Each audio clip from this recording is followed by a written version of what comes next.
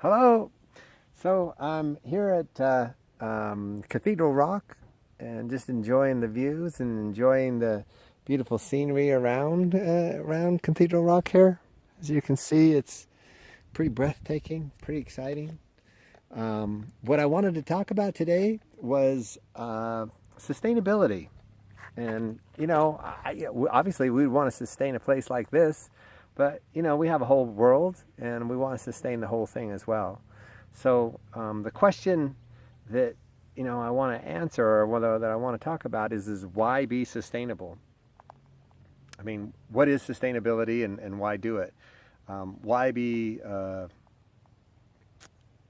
why conserve anything or why not just use up everything? So there's a lot of angles that we can go at for this, but one of the big ones is I think that uh, just the fact that we live on Earth and it's the place where we live. It's a biosphere. It's a self-contained thing that if we ruin it, we won't have any place to live. So I think it's a good idea to take care of the planet that is sustaining us. So if we don't live in a sustainable way, it can't sustain us.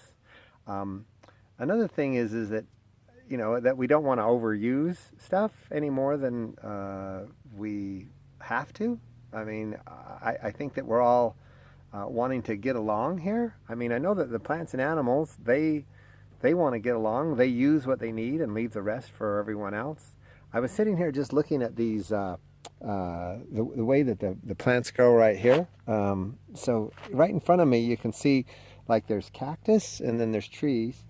And then if you look out across, you can also see there how the trees are all spread out and they're dispersed evenly so that they get enough water so that they'll live.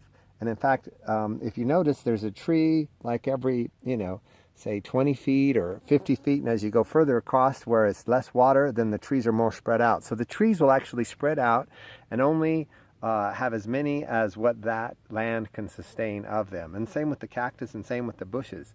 So it's really interesting to sit here and look at the way that nature naturally spreads itself out. The pieces of nature that are utilizing the land are all working together to be sustainable. So anyway, that just seems obvious for us humans to do the same thing. Just take what we need and leave the rest for the rest of the world to use. So obviously we haven't done that in the past because we thought that the world was such a big place that we could just use it all up. But now we realize, hey, we're having an effect on the world. And of course that brings us to this idea of, taking care of the environment. And you have, the so-called environmentalists, and you want to take care of the environment. It just seems obvious, and it seems like the right thing to do to take care of the place that we live on and not overuse it. So for myself, I've taken on the attitude of to only use what I need. I've been a builder all my life actually, and so I've built a lot of houses, and I've built very extravagant houses and very simple houses. And now I'm to the point where I would build houses that are in harmony as much as possible with the environment and in harmony with each other, and then using the resources of the world that would be as sustainable as possible.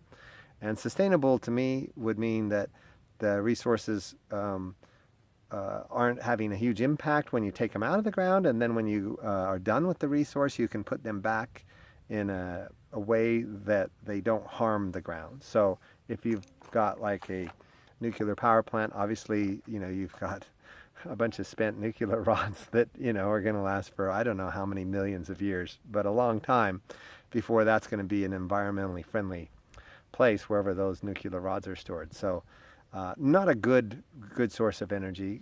You got the sun, which is a very clean source, and you could just have the solar energy coming from that.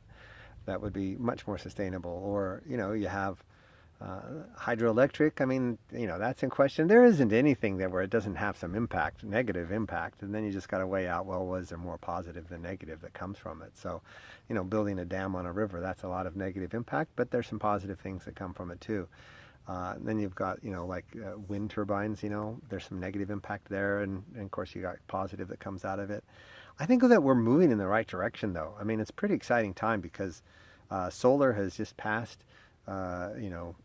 fossil fuels for being less expensive than a lot of the fossil fuels. They're just too costly to create energy out of, let's say, coal compared to the solar right now. So, I mean, there's a lot of solar plants coming online, which is really quite exciting.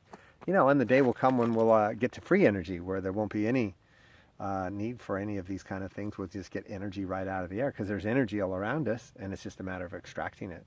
And the technology is there in terms of the secret part of the government, which has taken a lot of that technology and used it in its programs. But I think it'll get to the point where we'll finally get it to the general public, which will be an exciting time. I have this theory, about that. I think that we'll just run into it ourselves. I mean, even though the government kind of took it and exploited it for whatever purposes they have, I think that it'll just come through just the mainstream and be discovered again, like a second time. So that's a pretty exciting thing. I think you look at what's happening with electric cars. They're really coming on strong. And I think that as people switch over and start driving electric vehicles, they'll start to realize, well, gee, if we had a way to get free electricity, then it would be something that would be really sustainable. So I think that we're going to get there. I think that people going there more and more will start to see it. So anyway, I think that it's really helpful to be sustainable and to take care of your environment, take care of the world, take care of that what you can around you. But think about what you're consuming too. Like, whatever food you're consuming, how much energy does that take? You eat a cow and the cow had to eat the grass, and then you eat the cow that ate the grass. You could just eat the grass instead of the cow, and it would save, what do they say, like 8 times less energy to eat a plant than it is to eat an animal. So there's a way to consume energy. Not everybody's ready for that yet, but I mean, it's a way to go.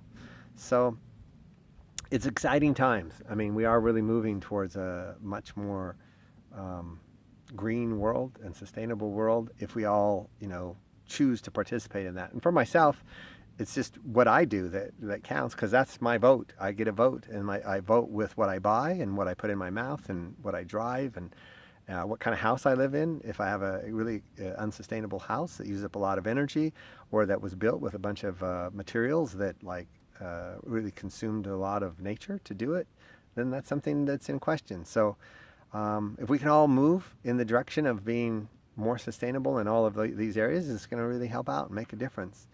And really what happens is our consciousness expands when we do that, because when you have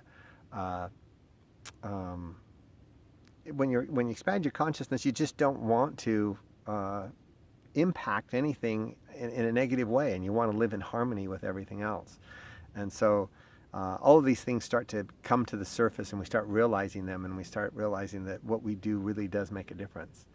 And so if each person were to just take on the responsibility themselves of living in a sustainable way, eating sustainable kind of foods, that less wrappers, less paper, less impact on the environment that would have. I mean, the more we can contribute to eating,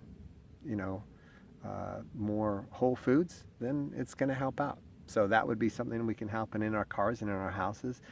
And then just, how much we use up the world compared to other people. And a little rule of thumb I always used to use, or have used, is like, well, if everyone in the world did what I did, is doing what I would do, then could we all live that way? And if the answer is no, then we need to change. So we just need a way to cut back and live in a way that would be in harmony with the rest of human civilization and the rest of the plants and animals and the whole world.